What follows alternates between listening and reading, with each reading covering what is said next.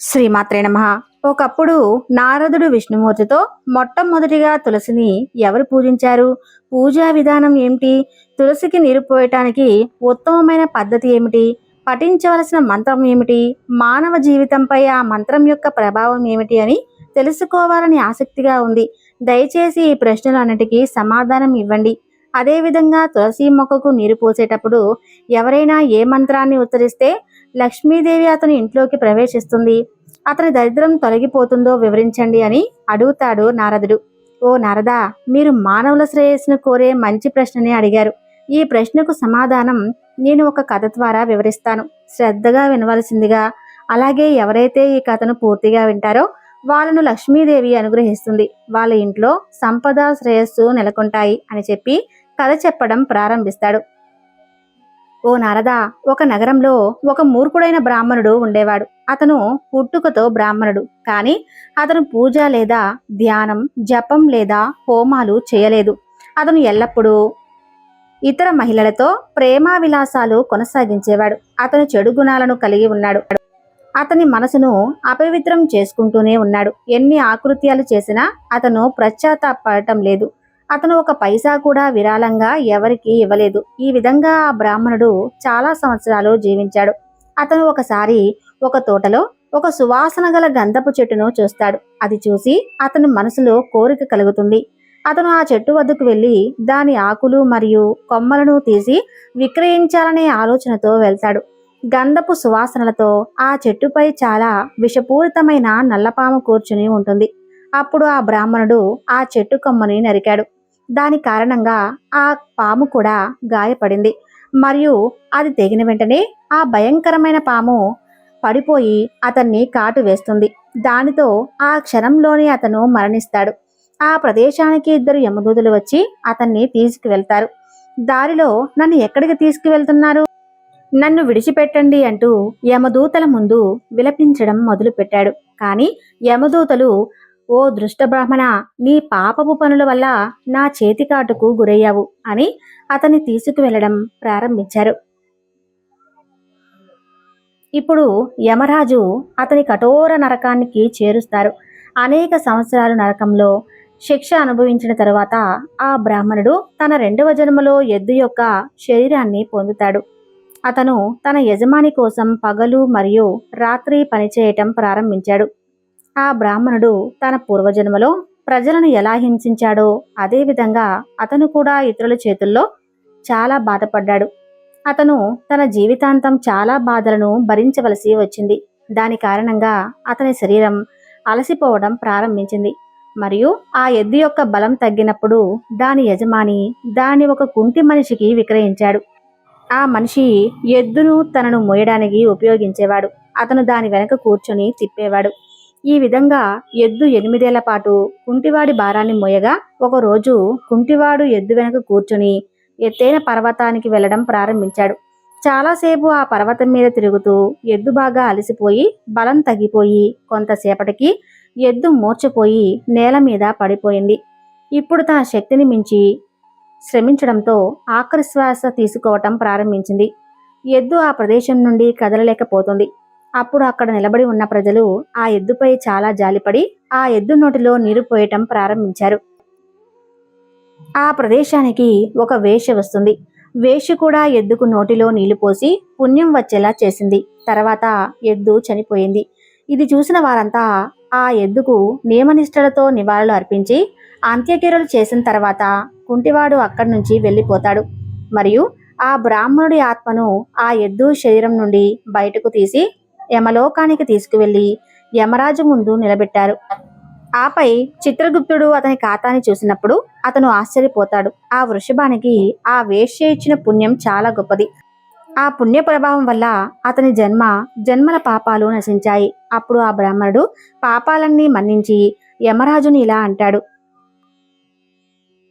ఓ బ్రాహ్మణ, నీవు పూర్వజన్మలో అసంఖ్యాకమైన పాపాలు చేశావు. కానీ ఈ జన్మలో నువ్వు ఎద్దుగా మారి నీ యజమానికి బాగా సేవ చేశావు.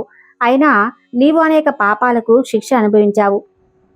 నువ్వు ఇంకా బాధపడాలి. కానీ ఆ ఒక్క వేశ్య నీవు చేసిన పుణ్యం వల్లనే మీ జన్మల పాపాలు నశించిపోయాయి. కావున నీకు మానవ జన్మ లభిస్తుంది అని భూలోకానికి పంపిస్తారు. ఈసారి భూలోకానికి వచ్చి ఆ గొప్ప పుణ్యం వల్ల ఒక మంచి బ్రాహ్మణ కుటుంబంలో పుడతాడు. ఆ బ్రాహ్మణుడు పెద్దయ్యాక తన పూర్వజన్మలోని విషయాలు గుర్తు తెచ్చుకుంటాడు. అతను ఎద్దుగా ఉన్నప్పుడు ఒక వేశ్య అతనికి తన పుణ్యాన్ని ఇచ్చింది. అందుకే అతనికి ఆ గొప్ప పుణ్యం గురించి తెలుసుకోవాలని కోరిక కలిగి అతను ఆ వేశ్యను వెతుకుతూ అనేక దేశాలు తిరిగాడు. అతను అన్నిటినీ విడిచిపెట్టి ఆ వేశ్య గురించి తెలుసుకోవటానికి బయలుదేరాడు. ఇప్పుడు అతను అనేక తీర్థయాత్రలకు వెళ్తాడు. దాని కారణంగా అతని మనసులో భగవంతునిపై భక్తిని నిలిపాడు. మరియు చివరకు అతను ఆమె ఉంటున్న నగరానికి వెళ్తాడు. ఆ వేశ్య ఇప్పుడు ముసలిది అయిపోయింది. ఆ వేశ్య దొరకగానే ఆమె ఎదురుగా వెళ్ళి పదే పదే పాదాభివందనం చేసి కృతజ్ఞతలు తెలపడం మొదలుపెట్టాడు. ఓ బ్రాహ్మణ, నీవు ఎవరు? ఎందుకు నాకు కృతజ్ఞతలు తెలుపుతున్నావు అని అడుగుతుంది. అప్పుడు ఆ బ్రాహ్మణుడు, ఓ తల్లి, నేను చేసిన పాపపుణ్యాల వల్ల నేను నా పూర్వజన్మలో ఎద్దుగా మారవలసి వచ్చింది. చాలా సంవత్సరాల క్రితం నేను చనిపోతున్నప్పుడు నువ్వు నాకు నీ పుణ్యం ఇచ్చావు. మళ్ళీ ఈరోజు నేను మళ్ళీ మనిషిగా పుట్టాను. అదే పుణ్యం వలన పర్వదినములు అన్నీ గుర్తొస్తున్నాయి. అయితే ఓ తల్లి, ఆ సమయంలో నువ్వు నాకు ఇచ్చిన పుణ్యం వల్ల నా జన్మల పాపాలు నశించిపోయాయి. ఆ పుణ్యం గురించి తెలుసుకోవాలని ఈ రోజు ఇక్కడికి వచ్చాను అని అడుగుతాడు ఆ బ్రాహ్మణుడు. అప్పుడు ఆ వేశ్య ఇలా చెప్పింది, ఓ బ్రాహ్మణ, నేను వేశ్యగా ఉన్నాను. అందుకే నేను చాలా మంది పురుషులతో కలిసి ఉన్నా. కానీ నా ఇంట్లో ఒక చిలుక ఉంది. అది బోనులో ఉంటూ ఎప్పుడూ ఏదో చెబుతూ ఉంటుంది. అది వింటూ నా హృదయం పవిత్రమైంది. అదే చిలుక చెప్పిన మంత్రాన్ని నేను మీకు దానం చేశాను. అవును, ఈ చిలుక నాతో ఉన్నప్పుడు అప్పటి నుండి నా మనసు మరియు శరీరం భగవంతుని భక్తిలో మునిగిపోయాను అని వేశ్య బ్రాహ్మణుడితో అంటుంది. బ్రాహ్మణుడు వేశ్యతో, ఓ అమ్మా, మీ ఇంట్లో ఉండే చిలుక నీ దగ్గరికి ఎలా వచ్చింది? ఆ చిలుక దగ్గరకు నన్ను తీసుకువెళ్ళండి అని అడుగుతాడు. చిలుక తన పూర్వజన్మ కథను చెప్పడం ప్రారంభించింది. ఓ బ్రాహ్మణ, నా పూర్వజన్మలో నేను నా జ్ఞానాహంకారంతో ఉండేవాడిని. నా జ్ఞానం పట్ల నాకు చాలా గర్వం కలిగింది. దీనివల్ల నా కోపం చాలా పెరిగి అందరినీ ద్వేషించడం మొదలుపెట్టాను. ఇతరులను హీనంగా చూడటం ప్రారంభించాను. మరియు సమావేశంలో పండితులను అవమానించడం ప్రారంభించాను. తర్వాత నేను చనిపోయాను మరియు యమలోకానికి తీసుకువెళ్లారు. గౌరవప్రదమైన వ్యక్తులను, గురువులను అవమానించేందుకు నేను చిలుక కుటుంబంలో ఉండి చిలకగా పుట్టాను. నా పాపపు పనుల వల్ల చిన్నతనంలోనే తల్లిదండ్రుల నుంచి విడిపోయి చెట్టు కొమ్మ మీద కూర్చుని ఏడుస్తున్నాను. కొందరు ఋషులు నా దయానీయమైన రోదన విని ఆ ఆశ్రమానికి నన్ను తీసుకుని వెళ్ళి నన్ను ఒక అందమైన పంజరంలో ఉంచారు. ఆ ప్రదేశంలో ఋషులు వారి భార్యలు, పిల్లలు రోజు తులసి మొక్కను నీళ్లు పోస్తారు మరియు తులసి మొక్క ముందు ఒక మంత్రాన్ని జపించేవారు. వారంతా రోజు ఇలాగే చేసి సాయంత్రం తులసి మొక్క దగ్గర దీపం వెలిగించేవారు ఆ ఋషులు. మరియు వారి భార్యలందరూ రోజు తెల్లవారుజామున నిద్రలేచి స్నానం చేసిన తర్వాత తులసికి నీరు పోసేవారు మరియు అందరూ కలిసి తులసి మంత్రాన్ని జపించడం వల్ల అక్కడి వాతావరణం ఎంతో పవిత్రంగా, ప్రశాంతంగా కనిపించింది. ఆయన దగ్గర మంత్రాన్ని పదే పదే విని కంఠస్థం చేసి ఆ మంత్ర ప్రభావం వల్ల నేను చాలా సంవత్సరాలు జీవించాను. ఇంతలో ఒక దొంగ ఆ ప్రదేశానికి వచ్చాడు. అతను నన్ను అక్కడ నుండి దొంగలించాడు. తర్వాత నేను ఈ వేశ్య ఇంటికి వచ్చాను. ఇక్కడికి వచ్చిన తర్వాత కూడా నేను ఆ మంత్రాన్ని జపిస్తూనే ఉన్నాను. ఇది విన్న ఆ వేశ్య మనసు కూడా నిర్మల వేశ్య చేసే పనిని విడిచిపెట్టింది. అదే మంత్రం ఈ వేశ్య పాపాలను కూడా నశింపచేసింది. ఇప్పుడు ఈ వేశ్య పవిత్రమైనది. ఓ బ్రాహ్మణదేవా, ఇదే మంత్రం వల్ల నీవు కూడా పాపం నుండి విముక్తుడయ్యావు అని చిలుక బ్రాహ్మణుడికి మరియు వేశ్యకు మొత్తం కథను వివరించింది. అది విన్న బ్రాహ్మణుడు మరియు వేశ్య ఇద్దరూ చాలా సంతోషించారు. వారిద్దరూ రోజు తులసిని దర్శించుకుని ఆ మంత్రాన్ని జపించడం మొదలుపెట్టారు.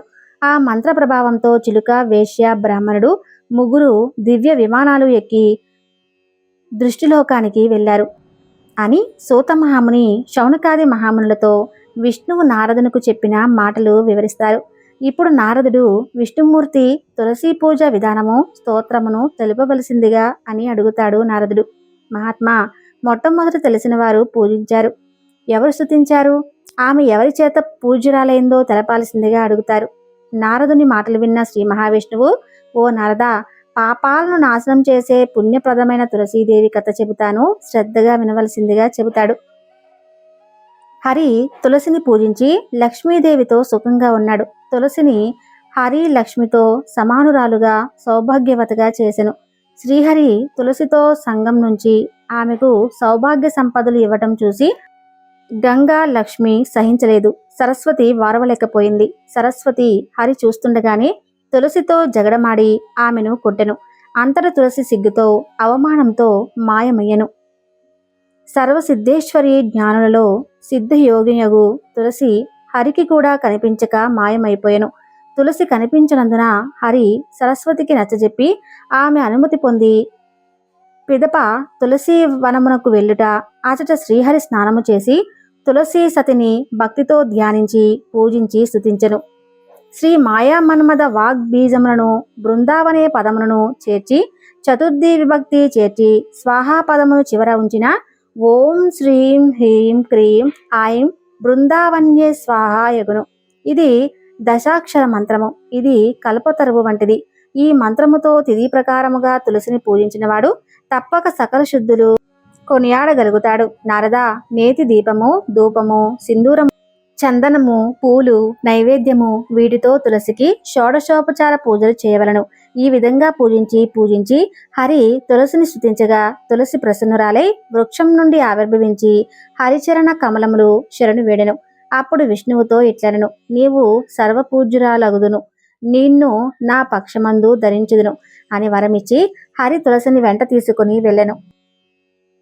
హరి తులసి సరస్వతుల్లోనూ చేయి కల్పించి సరస్వతి అనుమతితో శ్రీహరి తన మందిరముకు వెళ్ళెను. అప్పుడు సరస్వతియే స్వయంగా తులసిని హరి పక్కన కూర్చోబెట్టెను. లక్ష్మీ గంగలను దానికి అంతయు సంతరించి సవినయముగా తులసిని ఇంటిలోనికి ప్రవేశపెట్టరి. బృందావని విశ్వపూజిత విశ్వపావని పుష్పసార నందిని తులసి కృష్ణ జీవని అని తులసి నామాష్టకమును అర్థవంతంగా చదివి పూజించువాడు అశ్వమేధ యాగము చేసిన ఫలితము పొందును. కార్తీక శుద్ధ పౌర్ణమి తులసి జన్మదినమని శ్రీహరి చెప్పెను. నిర్మల భక్తితో విశ్వపావనియగుతుని పూజించిన వారు సకల పాప విముక్తులై విష్ణులోకము చేరగలరు. కార్తీకమున వైష్ణవునకు తులసీ వ్రతము దానమిచ్చినవాడు 10,000 గోదానములు చేసిన ఫలితం పొందుతాడు. తులసీ స్తోత్రమును విన్న మాత్రాన పుత్రులు లేనివాడు పుత్రులను, భార్య లేనివాడు భార్యను, బంధువులు లేనివాడు బంధువులను పొందగలరు. రోగి రోగము నుండి బయటపడి, వీరుడు భయం నుండి, పాతకము నుండి బయటపడి వ్యక్తుడగును. ఏ పుష్పము తులసికి సాటి రాదని వేదం నందు చెప్పబడింది. విశ్వపావలి ముక్తిదాయని తింటారు. చూశారు కదండి. ఈ వీడియో మీకు నచ్చినట్లయితే తప్పకుండా లైక్ చేసి శ్రీమాత్రే నమః అని చిన్న కామెంట్ చేయండి. Thank you.